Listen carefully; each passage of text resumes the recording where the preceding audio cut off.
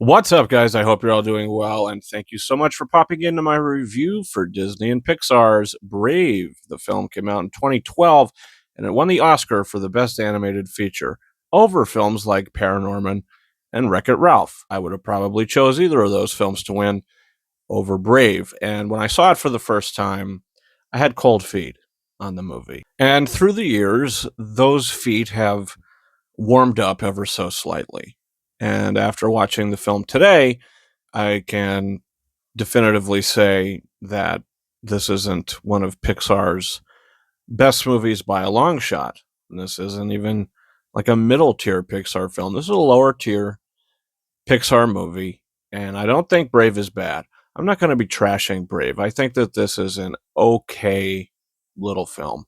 It just doesn't really live up to the Pixar name, really. And I guess the reason is it just didn't make me feel. With this movie, it's about Merida, and she's a young princess. When she was a young girl, her father lost his leg to Mordu, the bear.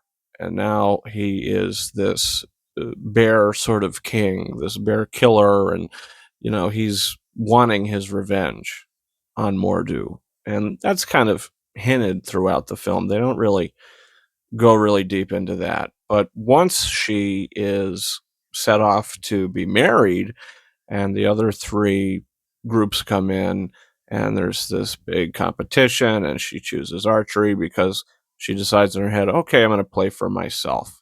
And I like that. I think there's some really good stuff sprinkled through this movie. But once the mother becomes a bear, I think the film just sort of teeters a bit. You just kind of have to watch as Merida realizes that she loves her mother again. I don't know. I mean, the mother daughter storyline in this, I mean, there's some good dialogue. I really like the scene in the beginning of the film where they're both in different rooms, basically talking to each other, but they're really not. It's just edited that way.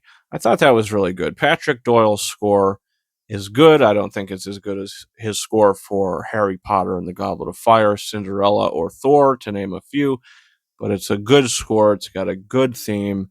The bagpipes are going real strong. I did like that.